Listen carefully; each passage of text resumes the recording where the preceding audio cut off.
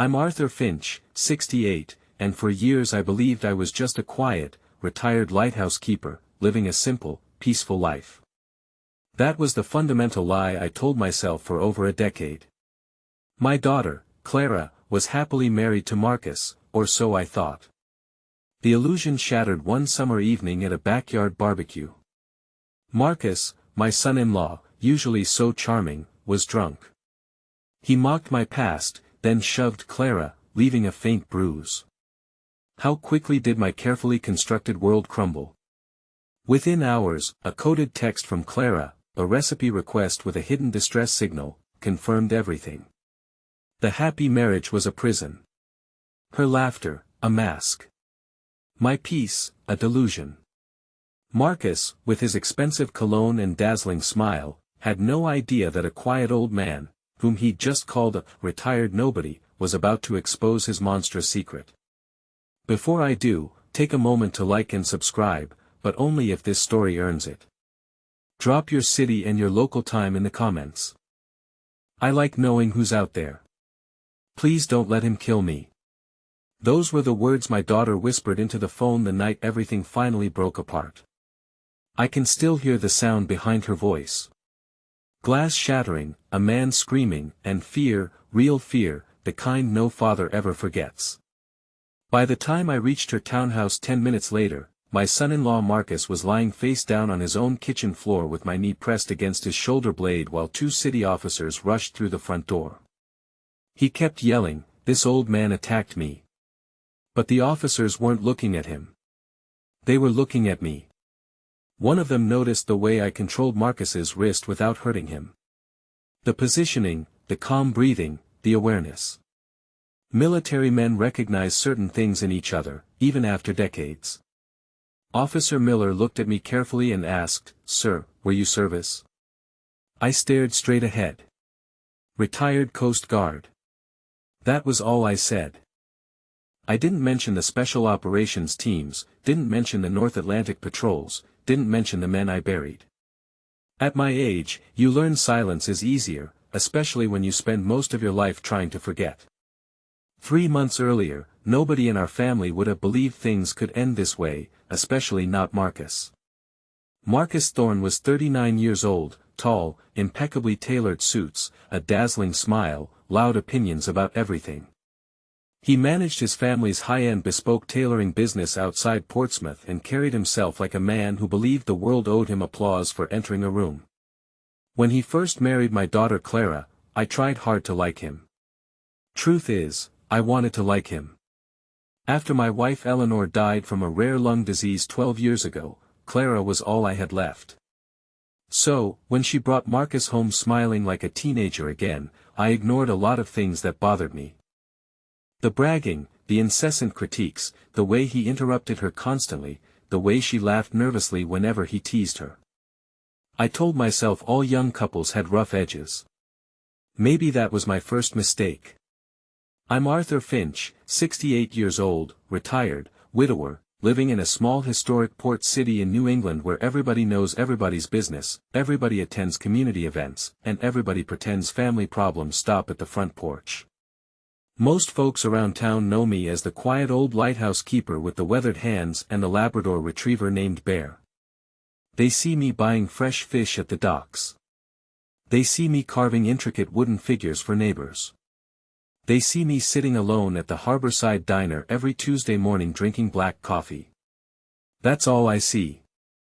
And honestly, I preferred it that way. I spent 26 years inside Coast Guard Special Operations. By the time I retired, I'd had enough noise, enough funerals, enough adrenaline to last several lifetimes. Peace became precious, or at least I thought I had peace. The first time I noticed something truly wrong with Clara's marriage was at Thanksgiving 2 years earlier. Clara had always loved baking with her mother when she was young. Blueberry muffins, homemade scones, apple pie. Eleanor taught her everything. That Thanksgiving, Clara accidentally overbaked the turkey a little. Nothing dramatic. A little dry, that's all. Marcus carved one slice, smirked, and said loudly, "Well, good thing you're pretty, Clara, because you sure aren't winning any culinary awards." Everybody chuckled awkwardly. Clara laughed, too, but I noticed something. Her shoulders tightened immediately. Like she'd been hit before the joke even landed. Years in the teams teach you to watch tiny reactions. Tiny reactions tell the truth. I started paying closer attention after that. At Christmas, Marcus mocked the hand-knitted scarf Clara wore. At Easter, he snapped at her because she forgot to chill the champagne. At family dinners, he corrected her stories constantly. "That's not how it happened. You always exaggerate.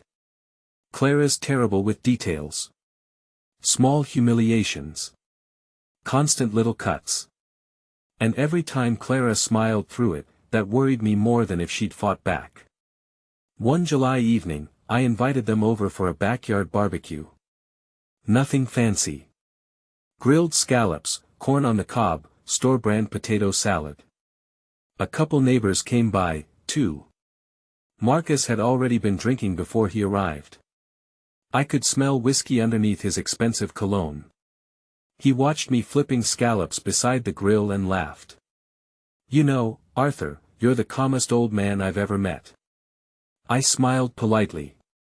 "That's supposed to be an insult." "Nah," he said, "just saying. Most retired military guys never shut up about it. You barely mention it." "That's because I retired."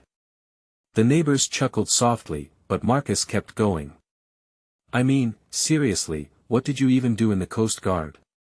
"File paperwork." More laughter. I shrugged. "Something like that." He pointed his beer bottle toward me dramatically. "See, that's exactly what I mean. Clara acts like you're some kind of secret badass." Clara immediately looked uncomfortable. "Marcus, stop." But he grinned wider. "What?" "I'm kidding." Then he leaned toward me. "You know what I think? I think old military stories are mostly exaggerated." The backyard went quiet. I simply flipped another scallop. No anger, no reaction. That frustrated him more. Men like Marcus feed on reactions. Without one, they feel invisible. A few minutes later, Clara came inside to help me carry plates to the kitchen. The moment we were alone, she whispered, "I'm sorry." I looked at her carefully. There was a faint bruise near her wrist, covered halfway by makeup. My stomach tightened. "What happened there?" She instantly pulled her sleeve down. "Nothing." "Clara." She avoided my eyes. "Dad, please." That word. Please. Not defensive. Not irritated. Afraid. And suddenly I knew. Maybe not every detail, but enough. That night after everyone left, I sat alone in my garage workshop. Bear slept beside my chair while rain tapped softly against the roof. I opened an old wooden sea chest I hadn't touched in years. Inside were pieces of another life. Photographs of men long dead. Challenge coins. Service medals. A folded flag. And one laminated card. Emergency communication codes. When Clara was 16, I taught her basic safety signals. Nothing extreme, just precautions. If she ever felt unsafe and couldn't speak openly, she could send simple coded phrases. We treated it almost like a game back then, but I made her memorize one rule.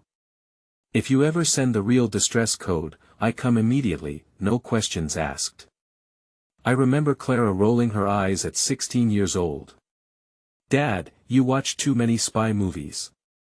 Maybe I did. Or maybe fathers simply know the world better than daughters wish they did. Around midnight, my phone buzzed beside my chair.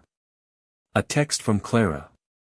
"Dad, can you send me Eleanor's clam chowder recipe?" Underneath it, 256391. My blood went cold instantly. 391 meant only one thing. Immediate danger. Call police. I stared at the screen for maybe 2 seconds. Then 26 years of training woke back up inside my bones. Calm, focused, cold. I stood slowly, walked to the gun safe, and opened it. Not because I wanted revenge, because my daughter was afraid, and fear changes a father into something dangerous. There's something strange about fear when you get older. Young men think fear feels loud, heart pounding, hands shaking, breathing hard. But real fear, the kind that arrives when someone you love may be dying, comes quietly. Cold, focused, efficient. That's how I felt driving through the dark roads toward Clara's neighborhood that night. The windshield wipers pushed heavy rain aside while my headlights cut through sheets of water. My old pickup rattled every time I hit a pothole, but I barely noticed. I had my phone on speaker with 911 dispatch. The young woman answering sounded nervous at first.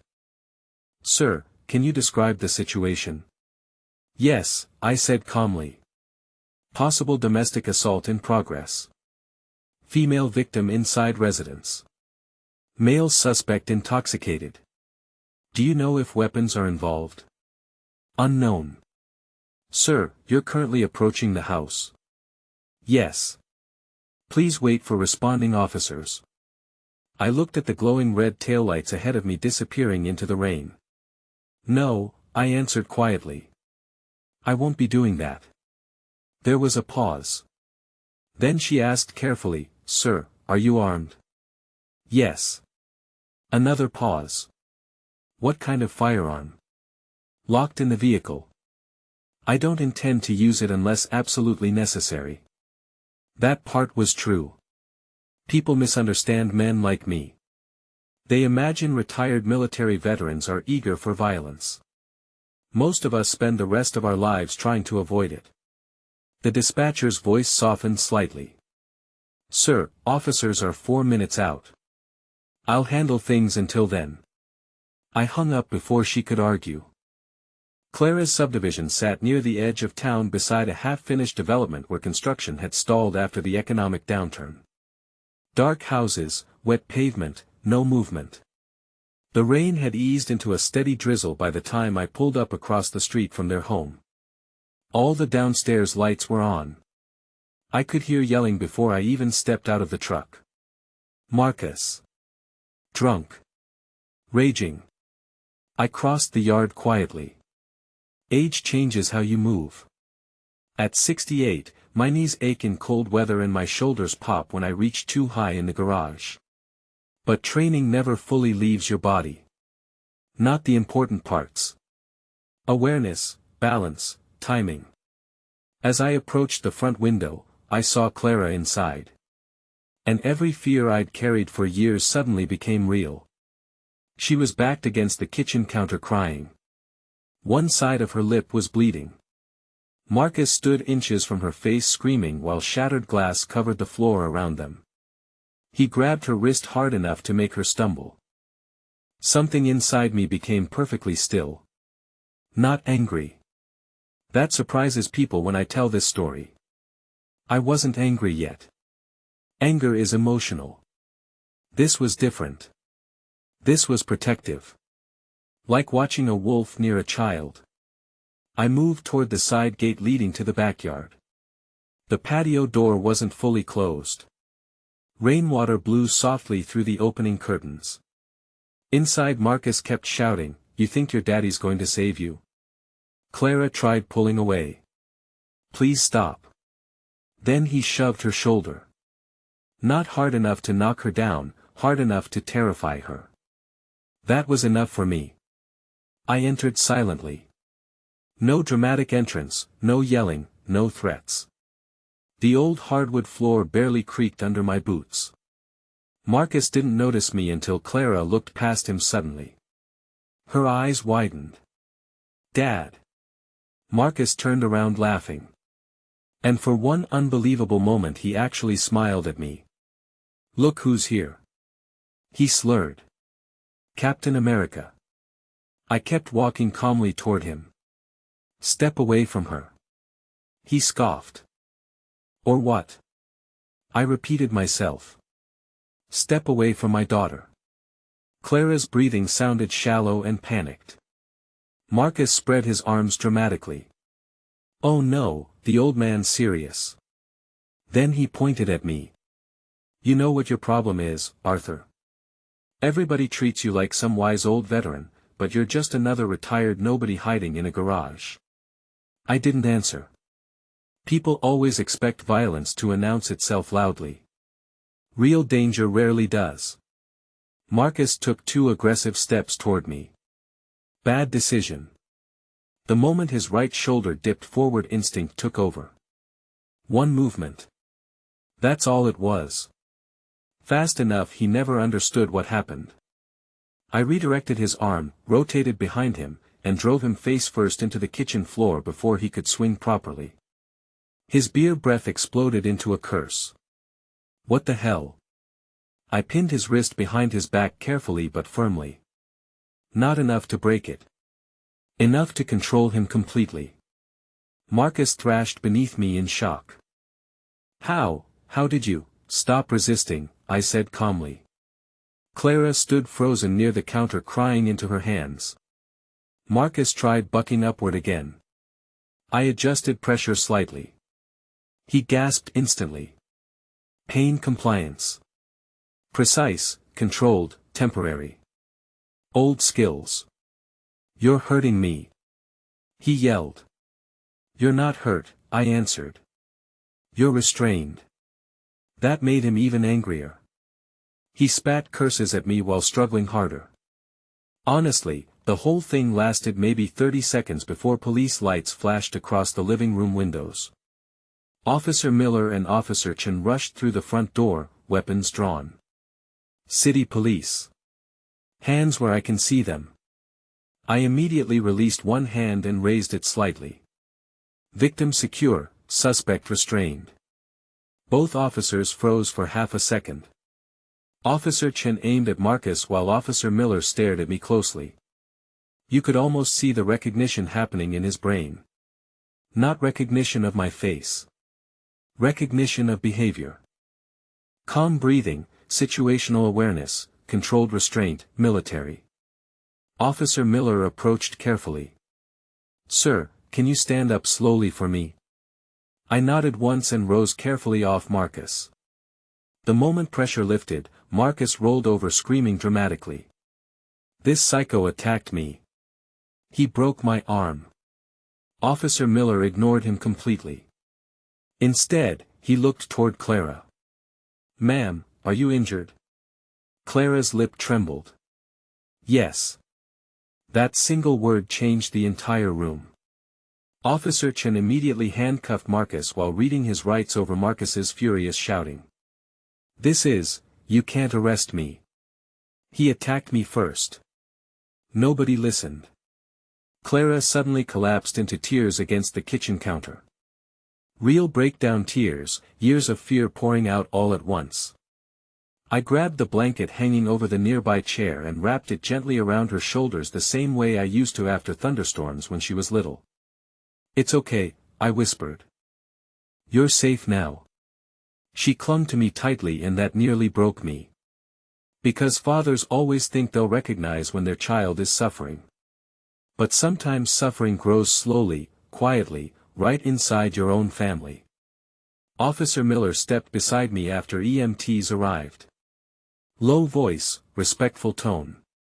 You military? I nodded. Retired Coast Guard. His eyes lowered briefly toward the way I'd restrained Marcus. Then back to me. Well, you handled yourself professionally. That almost made me laugh. Professionally, as if this were just another operation, but it wasn't. This was my daughter, and suddenly after years of silence, I realized something painful. I should have come sooner. The strangest part about a house after violence is the silence. Not peaceful silence. Heavy silence. The kind that settles into walls and furniture like smoke after a fire. Clara stayed with me after Marcus's arrest. At first, neither of us talked much. She slept in her old bedroom upstairs, the same room with faded marine charts she'd hung when she was 13. I hadn't changed much after she moved out. Same quilt Eleanor sewed years ago. Same little ceramic lamp shaped like a lighthouse. Maybe part of me always hoped she'd come home again someday. Just not like this. The first morning after the arrest, I woke before sunrise out of old habit and made coffee in the kitchen. Rain still tapped softly against the windows, while Bear lay near the back door snoring. Clara came downstairs wearing one of my old Coast Guard sweatshirts. Her lip looked worse in daylight. Purple swelling, a small cut near the corner. Seeing it made my chest tighten again. She avoided my eyes while pouring coffee. "Sorry," she whispered. I frowned slightly. "For what?" "For all this." That answer told me everything I needed to know about how long she'd been emotionally trapped.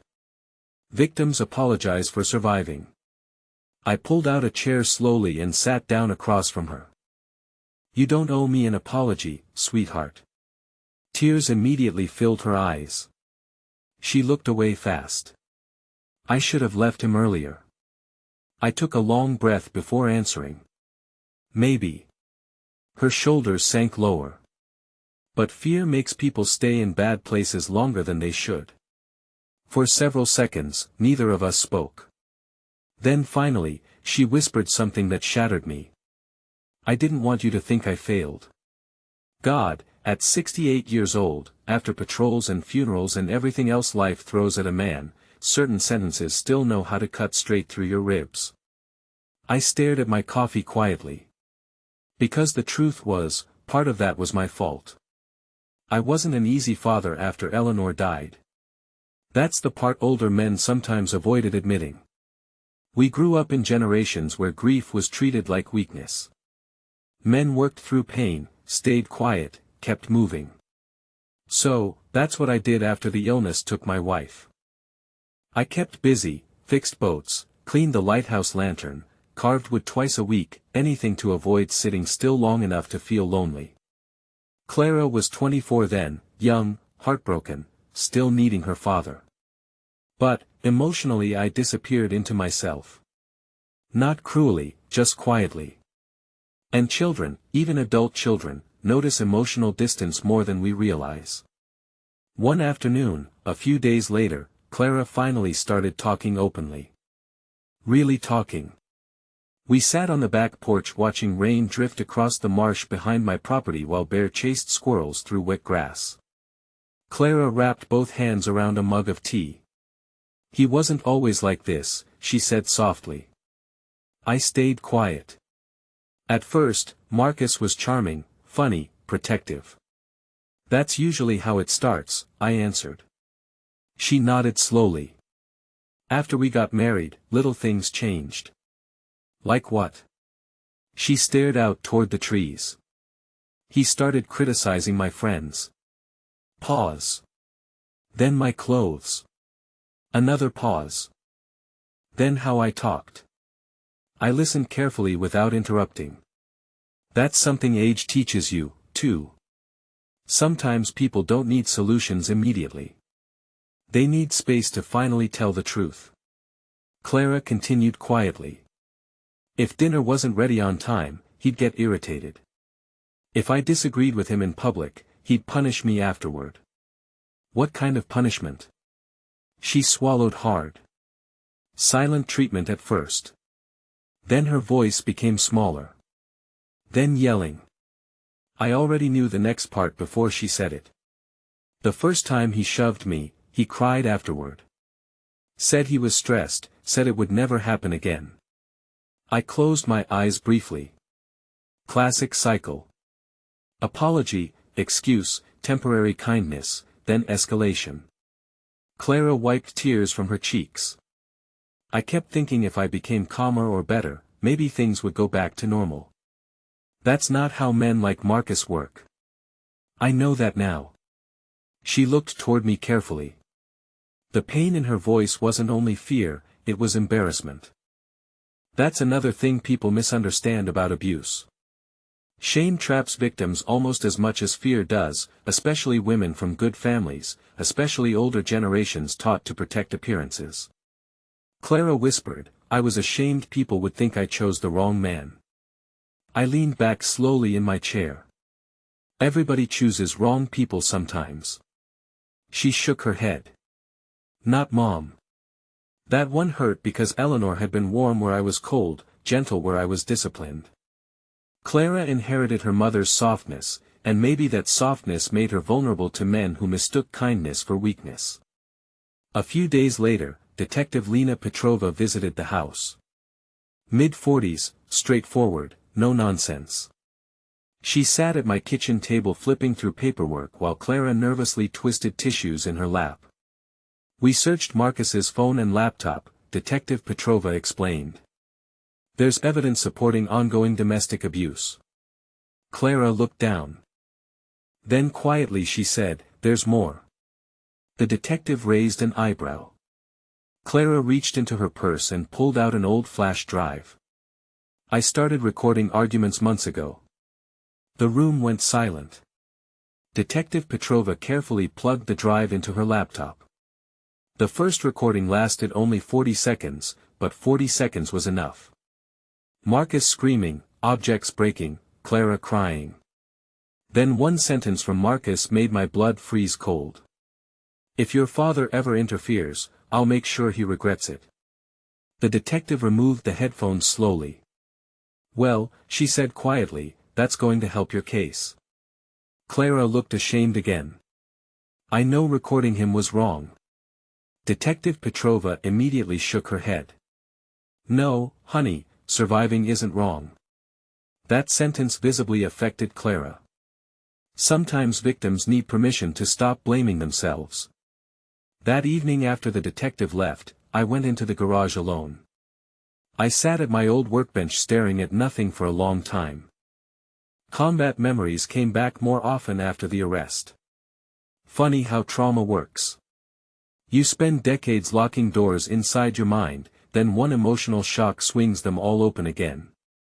I remembered young sailors bleeding on deck overseas. Remembered notifying parents their sons weren't coming home. Remembered all the times I stayed emotionally detached because soldiers survived by compartmentalizing pain. Maybe I'd done the same thing as a father. Compartmentalized too much. Later that night Clara found me sitting there in darkness. She stepped beside my chair quietly. Can't sleep either, she asked. I shook my head. For a minute we just listened to rain hitting the garage roof. Then she surprised me. Dad, were you scared overseas? Nobody had asked me that in years. I gave a small tired smile. All the time. She looked genuinely shocked. But you were Coast Guard Special Operations. Fear doesn't disappear because of training, I answered. What matters is what you do while afraid. Clara stared downward thoughtfully. Then she whispered, I was afraid every day with Marcus. I reached over slowly and squeezed her hand. You don't have to live afraid anymore. And for the first time since she was a little girl, my daughter leaned against my shoulder and cried herself to sleep. I never expected to wear my dress uniform again. Not at my age. Not after everything. The last time I'd worn it was at Eleanor's funeral 12 years earlier. Even then I only wore the jacket because she loved seeing me in uniform. Said it reminded her that underneath all my quietness, there was still a man who once carried himself proudly. After she died, I packed the uniform away in the attic and figured it would stay there until I died too. But life has a strange way of reopening old closets. Especially when family is involved. Marcus's preliminary hearing happened in late October.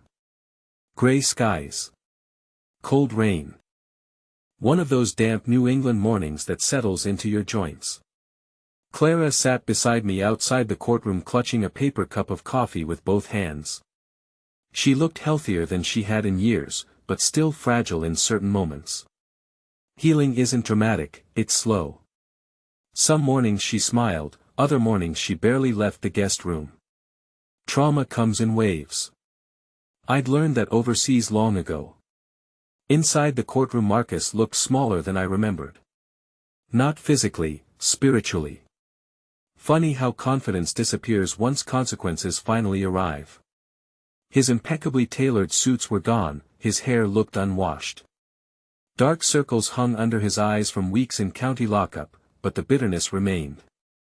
The moment he saw me beside Clara his jaw tightened hard. His parents, the Thorns, sat behind him looking exhausted and embarrassed. I actually felt sorry for them. No parent raises a child hoping he'll become cruel. At least I don't think they do. Marcus's attorney stood and immediately began painting him as the victim. That's common in domestic violence cases, especially when the abuser comes from money and a prominent family. The lawyer described Marcus as a stressed husband, a successful provider, a man struggling emotionally. Then he shifted toward me. And Mr. Arthur Finch, he continued dramatically, used excessive force while acting outside the law. I stayed perfectly still. The prosecutor looked bored already because evidence doesn't care about performance. The state presented Clara's injuries, police photographs, audio recordings, medical reports, witness statements from neighbors. Then came the body cam footage. The courtroom watched silently as Officer Miller and Officer Chen entered the kitchen that night. There I was on screen, calm, controlled, restraining Marcus without striking him. No screaming, no rage, just containment. Officer Chen's body cam captured Marcus shouting drunken threats while Clara cried against the counter with blood on her lip. The defense attorney's argument weakened immediately after that. But Marcus still wasn't finished humiliating himself. When he took the stand he blamed everyone except himself. The alcohol, stress, marriage problems, Clara being too emotional. Then he looked directly toward me and sneered. He brainwashed her against me. That sentence finally caused something inside Clara to harden. I felt it beside me. She stood before the prosecutor even asked. Voice shaking at first, then growing steadier. No, she said quietly. The courtroom turned toward her. My father didn't brainwash me. She took a long breath. He saved my life. Absolute silence followed. Clara described years of emotional abuse in painful detail. The insults, isolation, fear, walking on eggshells every single day. Several jurors looked visibly emotional. One older woman wiped tears from her eyes. Then Clara said something that nearly broke me again. I stopped recognizing myself during that marriage. God, that sentence hit harder than any patrol memory ever had. Because war wounds soldiers, but abuse erases people slowly while they're still alive. During a recess, Detective Lena Petrova approached me near the hallway vending machines. You were Coast Guard Special Operations, weren't you? I gave a small nod. How could you tell? She smiled faintly. My brother was Marine Recon. I almost laughed. Military people always recognize each other eventually. She hesitated before speaking again. Your restraint that night probably saved your daughter's case. What do you mean? If you'd lost your temper and beaten him badly, the defense would have shifted focus onto you. I nodded quietly. She was right. Revenge feels satisfying for a moment. Control protects people longer. That lesson took me decades to fully understand. The final sentencing hearing happened 6 weeks later. Clara almost didn't attend, but eventually she decided she needed closure. That morning I climbed into the attic and opened the old garment bag holding my Coast Guard dress uniform. The fabric smelled faintly like cedar and age. As I pinned the medals back onto the chest one by one, memories returned I hadn't visited in years. Friends laughing in patrol boats, young men writing letters home, funerals with folded flags. I stared at my silver star for a long moment before attaching it carefully. Truthfully, I never liked medals much. Metal can't bring people back. Still, they matter to civilians. They remind people sacrifice existed before comfort became fashionable. When I walked into the courthouse wearing full dress whites, conversations immediately stopped. Even Clara stared at me quietly. You never wear that, she whispered. I know. You look different. Maybe I did. Or maybe she was finally seeing all the parts of me I spent years hiding. Inside the courtroom, Marcus looked stunned the moment he saw me. For the first time since I'd known him, genuine fear crossed his face. Not because of violence, because suddenly he realized something humiliating. The quiet old man he mocked at barbecues had spent a lifetime carrying burdens Marcus couldn't survive for a week. The judge reviewed the evidence carefully before sentencing. Then she asked whether I wished to make a statement. I stood slowly. Every joint in my body reminded me I was no longer young, but my voice remained steady. I spent most of my life around violence, I began. War, death, fear, loss. The courtroom stayed silent. And one thing I learned is this. I looked briefly toward Marcus. Strength has nothing to do with making people afraid of you. A few people lowered their eyes. Real strength is protecting people who can't protect themselves in that moment. I paused carefully, especially family. Marcus stared downward now. No arrogance left, just shame. Then I said something even I didn't expect. I don't hate Marcus. Clara looked at me in surprise. I hate what he became. I hate what he did. But hatred spreads damage forever if you feed it long enough. The judge listened closely. I'm asking this court for accountability, I continued. Not destruction. That mattered. The sentence included prison time, mandatory alcohol treatment, domestic violence rehabilitation, permanent restraining orders. As officers led Marcus away, he suddenly stopped near the exit and looked back toward Clara. Tears filled his eyes. Not manipulative tears this time, broken ones.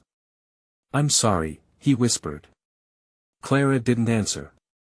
She simply held my hand quietly while he disappeared through the courtroom doors. And for the first time in years, the fear inside her eyes was finally gone. Winter passed slowly after the trial. That's the thing about healing at our age. Nothing happens quickly anymore. Not recovery, not trust, not forgiveness. Everything arrives one careful step at a time. By February, the cold New England rain had finally given way to softer mornings. The trees behind my property began showing hints of green again, and Clara slowly started rebuilding pieces of her life. She found a small apartment downtown above a flower shop run by an elderly widow named Mrs. Gable. The place wasn't fancy, but it was safe. Quiet. Sunlight filled the kitchen in the mornings. That mattered. Safety becomes beautiful after chaos. Clara also started working again part-time as a veterinary assistant.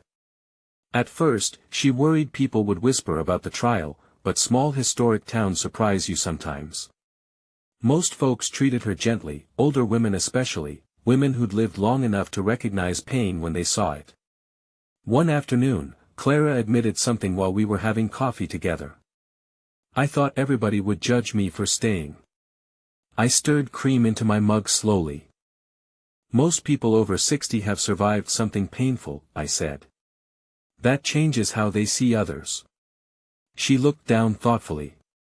I still feel embarrassed sometimes. I nodded. That feeling may stay a while. She looked worried at that answer, so I added quietly, but shame fades faster when it's exposed to love instead of secrecy. Eleanor used to say things like that. Funny how marriage leaves pieces of people living inside you long after they're gone. As for me, life changed, too. For years after retiring, I'd isolated myself more than I realized. Routine became my hiding place.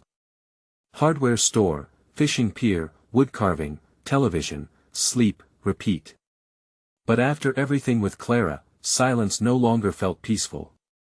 It felt lonely.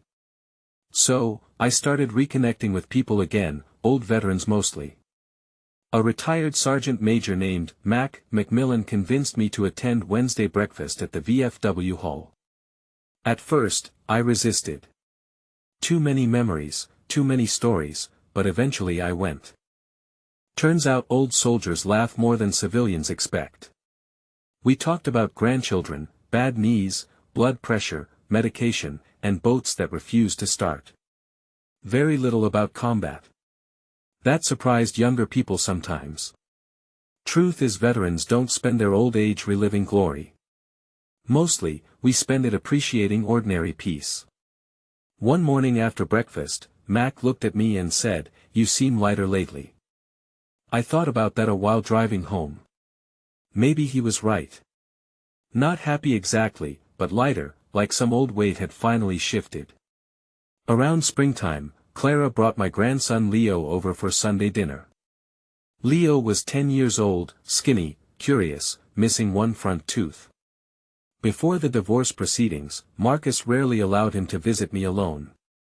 Said I was too old-fashioned. Now, Leo ran through my backyard like he owned the place. Children recover from tension faster than adults if you give them safety early enough. That afternoon, we sat beside the lake near my property fishing for bluegill while dragonflies skimmed the water. Leo studied me carefully before asking, "Mom says you were in the Coast Guard." I was. Like, regular Coast Guard? I smiled slightly. Something like that. He grinned. "Mom says you tackled Dad like Batman." I nearly choked laughing. "Well, your mother exaggerates." "No, she doesn't."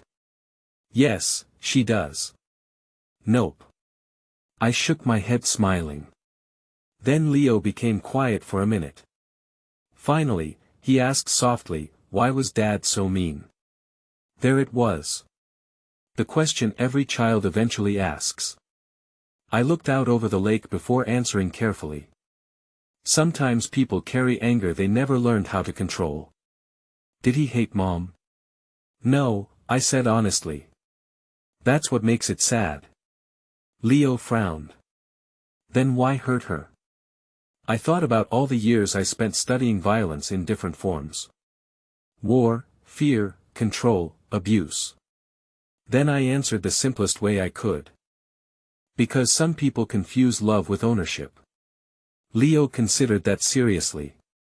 Then he nodded slowly like children do when they understand more than adults realize. A few minutes later I handed him the fishing rod. You know what real strength is? What? Making people feel safe around you. He smiled proudly after catching a tiny bluegill 15 minutes later. At 10 years old, he already handled disappointment better than many grown men. One evening in early summer, Clara arrived at my house carrying an envelope. "No return address," she said quietly. I recognized the prison stamp immediately. Marcus. She sat beside me at the kitchen table while I opened it carefully. The letter was handwritten, messy.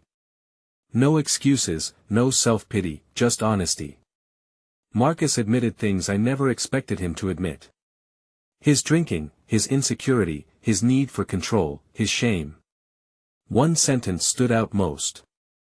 "I spent years trying to feel powerful by making other people smaller." That line told me rehabilitation might actually be working, or at least beginning. Clara looked nervous while I finished reading. "What do you think?" she asked softly. I folded the letter carefully. "I think remorse is painful when it's real." "Do you forgive him?" That question sat heavily between us. At my age I've learned forgiveness isn't a light switch. It's a decision you practice repeatedly, sometimes daily. "I don't know yet," I admitted. Clara nodded slowly. "That's fair." Then after a long silence, she whispered something that nearly brought tears to my eyes. "But thank you for saving me." I looked at my daughter carefully. Healthier now, stronger, still healing. And I realized something important. I hadn't saved her alone. She saved herself the moment she asked for help. Many people never do. That takes courage, too.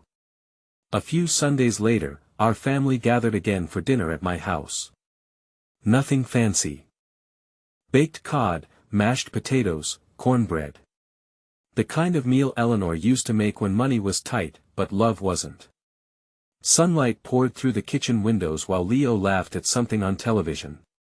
Clara looked peaceful for the first time in years. Real peace. Not forced smiling. Not survival mode. Peace. And sitting there at that old wooden table listening to dishes clatter and family voices fill the house again, I finally understood something that took me nearly 7 decades to learn. When I was young, I thought strength meant winning fights. Then service taught me strength meant surviving pain. But getting older taught me the truth. Strength is answering the phone when somebody is afraid. Strength is staying calm when anger would feel easier.